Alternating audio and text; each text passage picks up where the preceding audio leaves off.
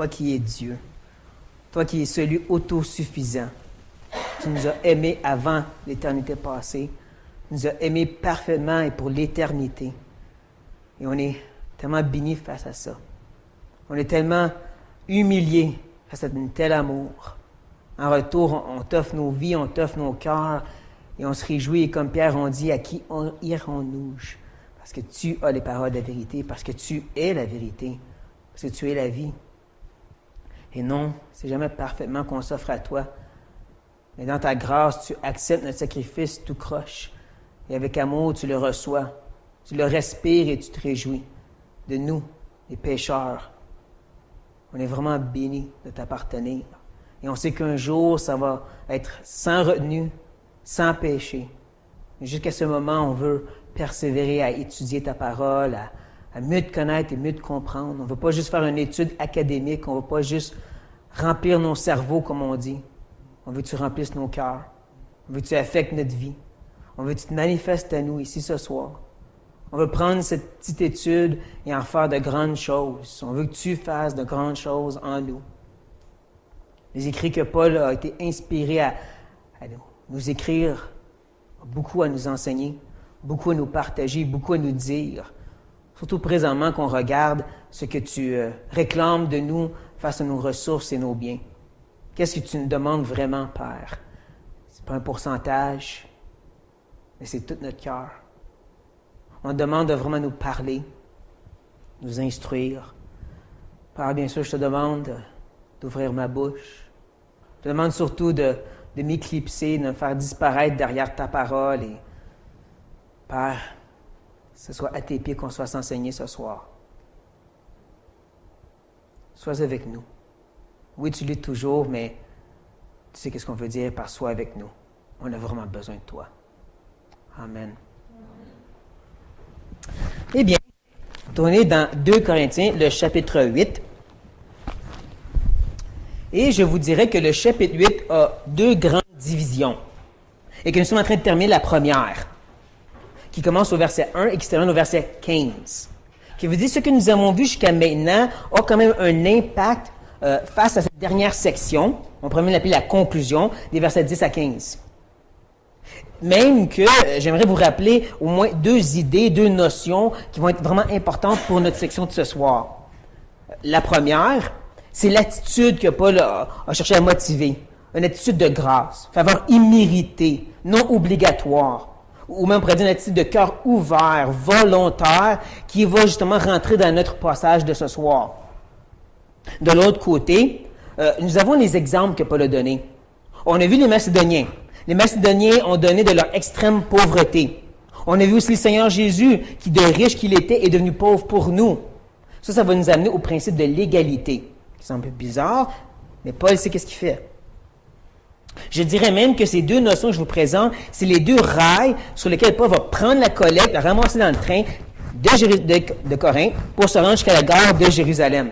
Donc, embarquez dans le train ou lisons les versets 10 à 15. C'est un avis que je donne là-dessus, car cela vous convient, à vous, qui non seulement avez commencé à agir, mais qu'en avez eu la volonté dès l'année dernière. Achevez donc maintenant d'agir, afin que l'accomplissement, selon vos moyens, réponde à l'empressement que vous avez mis à vouloir. La bonne volonté, quand elle existe, est agréable, à raison de ce qu'elle peut avoir à sa disposition et non de ce qu'elle n'a pas. Car il s'agit non de vous exposer à la détresse pour soulager les autres, mais de suivre une règle d'égalité. Dans les circonstances présentes, votre superflu pourvoira à leurs besoins, afin que leur superflu pourvoie pareillement au vôtre, en sorte qu'il y ait égalité. Selon qu'il est écrit, celui qui avait ramassé beaucoup n'en avait rien de pro, et ceux qui en avaient ramassé peu n'en manquaient pas. Je vous dirais aussi de prendre en note que notre passage ce soir peut se séparer en 2 parties. Vont parfaitement séparés. Les versets 10 à 12 vont parler de la volonté et les versets 13 à 15 vont parler du principe de l'égalité. Je dirais même que Paul commence en nous rappelant que ce n'est pas obligatoire. Il dit au verset 10, c'est un avis que je donne là-dessus. C'est une opinion personnelle. Mais ça nous ramène un peu au verset 8 quand il a dit « Je ne dis pas cela pour donner un ordre. » Je ne suis pas en train de peser avec l'autorité que j'ai, je vous donne une simple opinion pour votre bien. Il va justement dire « Car cela vous convient. » Le mot « convient », c'est le mot grec « symphérou », un mot composé. Le mot « phérou », ça veut dire d'apporter, transporter, on l'a déjà vu dans le passé. Le mot « sim », pour ceux qui jouent justement à ce jeu, ça veut dire ensemble, regroupement. Mais ici, bien sûr, c'est un regroupement de circonstances. Les différents exemples ou motivations que Paul a données pour justement s'assurer que ce bien que les Corinthiens vont donner se fasse transporter jusqu'au point culminant. Et ça à travers les motivations de Paul. Donc, c'est un bien, c'est pour leur bien, et ça va être pour convenir. Et c'est là que Paul va un petit peu plus élaborer cette idée que ce n'est pas une obligation, c'est une volonté. Il va même dire que c'est pour leur bien, ça va leur convenir, à vous qui non seulement avez commencé à agir, commencé à produire, à construire, nous on pourrait dire de mettre de côté pour la collecte. Si disons qu'ils sont agricoles, ben peut-être qu'à chaque fois qu'ils ramassaient quelque chose dans les champs, ils mettaient 2-3 sacs de farine de côté pour eux autres. Ou pour utiliser un exemple plus contemporain, à chaque pays, ils mettaient 5% dans un compte à part, ou 10, ou 15, dépendant de leurs moyens. Et ça, Paul dit, il le faisait depuis l'année passée. Peut-être il veut dire littéralement 12 mois, ou un peu comme nous, on dirait le repas de Noël de l'année passée, ça fait 4 mois, parce que l'année a commencé au mois de janvier. Donc, possiblement, il utilise un calendrier grec, romain, juif, pour dire que ça fait quelques mois. Ce que nous, on doit comprendre, c'est que ça fait quand même des mois que les Corinthiens se préparent, qu'ils mettent des choses de côté pour participer à ceci et d'une façon volontaire. Je dirais que l'emphase des versets 10 à 12, comme je l'ai dit, c'est sur cette idée de volonté ou de volontaire. Il va même répéter la même famille de mots. Au verset 10, il dit volonté. Et à la fin du verset 11, il dit vouloir, dans le sens, encore une fois, comme tu le veux. C'est pas tout. Paul va même répéter une expression grecque. Toujours dans le verset 11, il parle d'empressement. Puis ensuite, au verset 12, il dit la bonne volonté. C'est exactement le même mot grec. C'est un mot qui veut dire préparation ou une promptitude déjà d'avance. Ça veut dire que les Corinthiens l'avaient déjà à cœur et avec ferveur même. Puis moi, je peux voir le scénario, j'ai trop d'imagination. Et je vois la réunion à Corinthe, quelques mois d'avance. Il y a un besoin à Jérusalem. Hey, moi, j'ai une idée, on met 5% de côté à chaque paye. Oh, moi, je vais donner 10, au moins 15, ouais! Ils sont tous excités. Mais encore là, ça venait de leur cœur. Et oui, j'ajouterais qu'à cause du verset 1 qu'on l'a déjà vu, c'est une motivation donnée par Dieu. On sait que ça vient de Dieu, c'est cette motivation, ce désir d'agir. Désolé de vous dire, vous ne faites pas le bien de vous-même, ça vient de Dieu parce qu'on est tous des méchants. Et si vous n'êtes pas d'accord, on pourrait discuter après la réunion. J'ai écrit beaucoup de petits traités justement sur ce sujet. Mais bon, si on revient à ce que Paul dit ici, c'est tout centré sur cet acte volontaire. Et il va même dire au verset 12 que cette préparation, quand elle existe, est agréable. Et même la façon que c'est formulé en grec, c'est l'emphase est vraiment mise sur, c'est à ça que Dieu prend plaisir, la volonté. Pas nécessairement le succès de ce qu'ils vont faire, c'est qu'il y ait le goût de le faire, le désir, la soumission qui dit, Dieu veut, je le fais. Bien sûr, c'est ça de volonté, c'est ça de désir, on va commencer et terminer quelque chose, c'est juste qu'on ne sait pas toujours à quoi ressemble la fin. On n'est pas toujours certain qu'il va y avoir un succès, mais si tu as cette volonté, si tu as cette soumission, si tu as dit « Oui, Seigneur, je vais le faire », c'est à ça que Dieu prend plaisir. C'est ça que Paul dit. Ce n'est pas nécessairement l'accomplissement, mais il va l'avoir quand même, l'accomplissement, quand tu as cette sorte de volonté, préparation-là. Et c'est à ça que Dieu prend plaisir. Mais Paul n'est pas fini. C'est agréable en raison de ce qu'elle peut avoir à sa disposition et non de ce qu'elle n'a pas. Maintenant, à la base, ce que Paul semble dire à la fin du verset 12, c'est qu'est-ce qu'il appelle en anglais un truism. Oh oui. Oui? Quand tu dis passion, c'est passion dans le sens du passionnel? Oui, passion, désir, promptitude, comme j'ai dit. Oui? Pas nécessairement. Parce que dans ce temps-là, c'est agricole, donc ça se peut que ce soit aussi autre chose. Je ne penserais pas parce que Jérusalem était vraiment pauvre dans le sens qu'il n'y avait pas de bouffe. Probablement, oui. Ça ferait plus de sens. Mais donc, comme je disais, qu'est-ce qui se passe à la fin du verset 12? c'est qu'est-ce qu'il appelle en anglais un truism, une vérité évidente. Je veux dire, c'est sûr que si tu n'as pas quelque chose, tu ne peux pas le donner. Je vais donner un exemple vraiment banal. Si, disons, l'auto de la break brise, ils ne vont pas venir me voir, je n'ai pas d'auto à prêter. Ils vont aller voir les Victor à côté. C'est juste logique 101. Mais je ne crois pas que Paul s'arrête ici. Parce que si oui, il vient juste de fracturer la fluidité de son argumentation pour nous donner une vérité de base. C'est comme s'il arrête le train, il débarque et il dit « ça, c'est un train ». On ne sait pas, c'est un train. OK, on rembarque. Ça, c'est pas le Paul que j'aime étudier. J'ai dit à Marc-André, ça me buguait parce que les commentateurs, ils arrêtent au verset 12 puis ils disent « ça nous enseigne qu'on peut juste donner qu'est-ce qu'on a ». Non, il y a plus que ça. Parce que sinon, Paul vient juste d'arrêter pour nous donner quelque chose qu'on sait déjà. Donc, voici mon humble opinion. Ce que Paul est en train de dire, c'est que si vous n'êtes pas prêt, vous ne pouvez pas donner. Si je reviens au verset 10, c'est bien que vous avez commencé cette collecte, mais, verset 11, vous devez la terminer, parce que sinon, verset 12, vous n'allez avoir rien à donner. Rien à votre disposition pour pourvoir à cette collecte. Si tu ne continues pas à mettre ton 5% de côté, tu n'as rien à donner. Pour moi, ça fait plus de sens de voir Paul s'en aller dans cette direction, puis arriver au verset 12, puis dire ça. Mais, comme je dis, c'est mon humble opinion. En plus, je vois que si on continue à cette façon de penser, on arrive au verset 13, qui est encore connecté. Vous voyez que moi, car, ça c'est un mot de liaison. Ça veut dire que je n'ai pas sauté d'un point, puis je m'en vais à quelque chose d'autre. C'est que je continue mon argumentation. Voici comment moi, je paraphraserai le verset 13. Car mon but, c'est pas de vous surcharger, mais de vous parler de l'égalité. Si je reviens encore au verset 10 un instant, c'est bien que vous avez commencé une collecte. Mais il faut la terminer, parce que sinon, vous n'avez rien à avoir à donner, et vous allez être surchargé. Parce que quand il va arriver chez vous, si vous n'avez rien préparé, vous allez gruger dans vos ressources à vous-même, votre compte en banque. Pour moi, ça fait du sens. En prenant encore l'exemple des trains, c'est comme les trains pour enfants. C'est souvent des chemins de fer qui sont tous connectés comme des gros morceaux de casse-tête.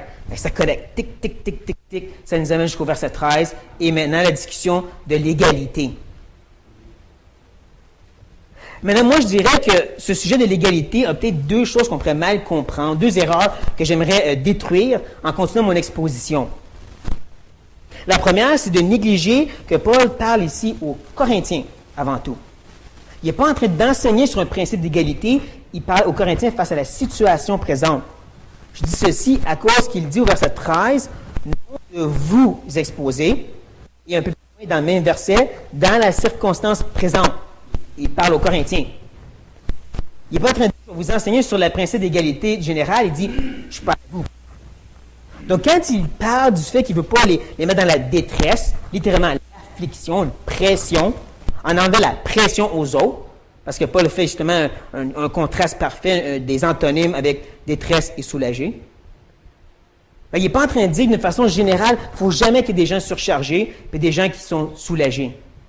Parce que vous savez comme moi que dans les relations, couple, amitié, église, il y en a qui portent des plus grandes charges que d'autres. Et ce n'est pas nécessairement mal. Et Paul n'est pas en train de dire qu'il ne faut pas que ça l'arrive. Il est en train de dire aux Corinthiens, je veux vous rassurer. Pourquoi je dis vous rassurer? Rappelez-vous des exemples de tantôt. Les Macédoniens ont donné leur extrême pauvreté et même été au-delà. Jésus s'est fait pauvre. Paul, es-tu en train de dire que tu veux qu'on vende tout et qu'on donne tout, nous autres, les Corinthiens? Non, c'est pas ça que je vous dis. Je ne veux pas vous surcharger, je veux vous faire participer à cette entraide qu'on veut envoyer à Jérusalem. Comme je dis, moi, je vois ici beaucoup plus Paul qui est en train de les rassurer sur le fait qu'il ne veut pas les surcharger, les Corinthiens. Et on va en plus en reparler tantôt. Parce que là, il faut regarder l'autre erreur qu'on peut faire avec l'égalité, et c'est de voir dans le principe que Paul partage, d'une façon générale, si on y médite dessus, qui se ressemble aux communistes. Soyons honnêtes, si tu dis que tout le monde doit avoir une égalité, ben c'est le communiste 101. Là, on va dire, non, c'est vrai, mais c'est vrai que si tu parles d'égalité, tu parles tout le monde a une même part, c'est le communiste. Mais c'est pas ce que Paul enseigne. Paul enseigne beaucoup plus cette idée que tout le monde a ce qu'ils ont besoin. Il y en a qui en ont besoin de plus, il y en a qui ont besoin de moins. Et je me base ici sur l'argument scripturaire que Paul utilise au verset 15. L'exemple des Juifs. Il prend l'exemple des Juifs dans le désert, lorsque tout le monde recueillait la manne. Et les grandes familles de 5 ou 8 enfants, comme mon frère, qui va en avoir bientôt, recueillir plein de demandes, arriver à la maison, il y en avait juste assez. Et les célibataires ou les couples allaient ramasser plein de demandes, revenaient à la maison, puis il y en avait juste assez. Parce que non seulement Dieu a pourvu d'une façon providentielle à la manne, mais il a guidé les gens de la façon qu'ils ramassaient pour que tout le monde ait ce qu'il avait besoin. Donc, le principe d'égalité que Paul présente ici fait partie de l'écosystème de la souveraineté de Dieu qui dit que Dieu donne ce que chacun a besoin. Ça, c'est l'égalité. C'est pas on a toute une part égale, c'est que les gens ont ce qu'ils ont besoin pour l'œuvre de Dieu. Comme les Corinthiens qui avaient plus d'argent pour pouvoir plus aider ici. C'est la même chose, comme je disais tantôt, il y en a qui vont porter les plus grandes charges parce que Dieu lui a donné plus de force. On a vu un petit peu quand on parlait de la vie ensemble. Il y a des forts qui aident les faibles et il va les supporter pendant longtemps parce qu'ils sont faits forts. C'est comme ça que Dieu a réparti l'atout et c'est de l'égalité. Et Paul dit ceci aux Corinthiens pour les encourager. Et oui, dans cette situation, il y a aussi un peu de réciproque. Il dit dans versets 13 et 14, vous allez aider Jérusalem et un jour, peut-être, ils vont vous aider. Mais je suis pour vous dire que, historiquement parlant, c'est jamais arrivé. Jérusalem va rester pauvre et même, carrément, en l'an 70, par Titus, il n'y a plus de Jérusalem, il n'y a plus d'église de Jérusalem. Ils n'ont jamais aidé les Corinthiens. On ne s'attend pas nécessairement que si tu aides, tu vas être aidé. Mais ce que Paul dit, c'est que oui, si tu aides, ça se peut qu'il y ait du réciproque. Mais dans le principe d'égalité, c'est que tout le monde a ce qu'il a besoin. Donc, si maintenant Jérusalem a des besoins, c'est à vous d'aider. Et ça se peut que vous n'allez jamais avoir de besoin parce que Dieu va toujours vous enrichir. C'est comme ça que Paul veut encourager et motiver les Corinthiens à persévérer et à terminer cette collecte volontaire. C'est ça le but de cette grande division des versets 1 à 15 qu'on vient d'étudier ensemble pendant 3 messages. Ça, c'est pour les premiers lecteurs. Maintenant, pour nous, ici ce soir. Mais je dirais qu'il faut débarquer du train premièrement, puis aller vérifier les 2 rails que je viens de vous présenter. Il faut les examiner comme il faut pour être sûr qu'on est bien solidifié face à ce qu'ils disent, comme la volonté. Une volonté qui est en synergie avec la grâce de Dieu, comme on l'a aussi vu au chapitre 6, verset 1. La grâce de Dieu impacte nos cœurs, puis on dit « Oui, Seigneur ». La petite voix de l'Esprit dit « Fais ceci », puis on dit « Oui, Seigneur ». Cette sorte de volonté-là. Cette sorte de volonté qui commence et qui termine sans jamais savoir où est-ce que ça va terminer, puis à quel point ça va réussir ou quoi que ce soit. C'est cette sorte de volonté, ce désir, cette passion, elle agit. C'est pas un « je pense que peut-être ça me tente de… » comme un ado, disons. C'est vraiment « je vais le faire ». Comme Paul et son engagement à lui, bien souvent. C'est cette sorte de volonté-là que va agir, comme je dis, et je vous dirais que depuis les derniers mois, j'ai tendance à écouter la petite voix beaucoup plus que d'habitude.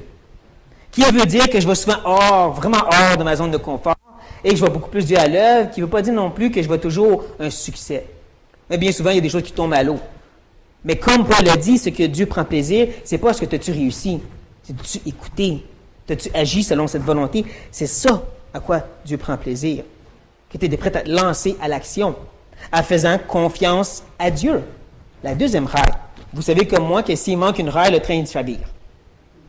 Et surtout quand cette raille-là, c'est la providence de Dieu.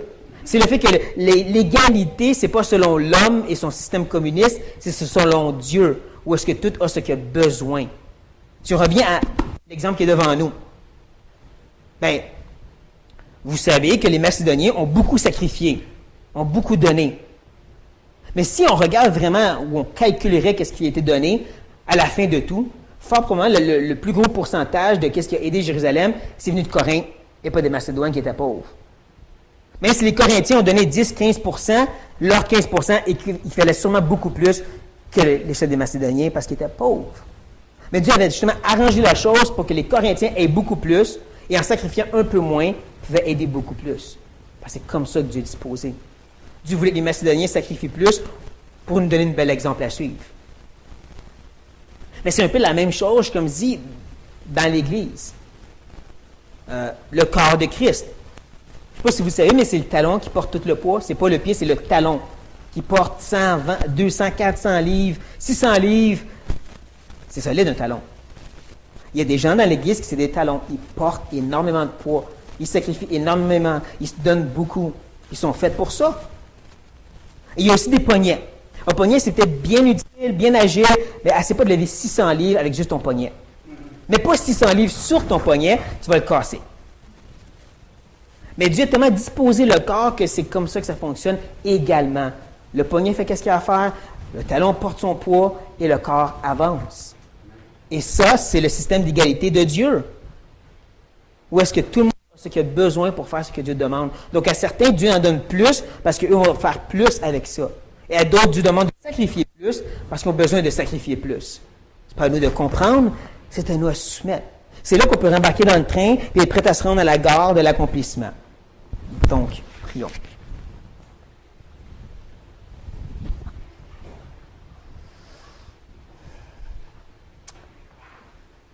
Père, comme toujours, je suis bouche bée devant ta parole parce qu'elle est réellement contemporaine. À travers les siècles, à travers les situations, à travers nos vies, elle parle encore. Même si Paul a écrit aux Corinthiens pour les motiver à participer à une collecte à Jérusalem, ici ce soir, tu nous dis, tous individuellement, comme bon te semble, de ne pas craindre et de te faire confiance. Parce que tout est vraiment disposé parfaitement comme tu le veux et c'est égal. C'est équitable parce que ça vient de Dieu. Pas besoin de forcer l'équitable. Pas besoin de forcer les gens à plus faire ou à plus donner. Mais de faire confiance que Dieu a bien établi et contrôle bien les choses. Et nous, notre part, c'est d'écouter et d'agir selon la voie que tu nous donnes, selon la volonté que tu nous excites dans notre cœur. C'est ça que tu nous demandes à nous. D'écouter la petite voix. Tu demandes de se soumettre. Tu demandes de faire confiance et d'agir, peu importe qu'est-ce que ça va donner. Que l'on soit plus attentif et moins prêt à regarder qu'est-ce que l'autre fait et comment l'autre sacrifie, et plus prêt à dire quelle est ta volonté pour ma vie, puis de le faire. De tout simplement se lancer, même si ça veut dire qu'on va trébucher, être capable de le faire, Père, parce qu'on te fait confiance. Amen.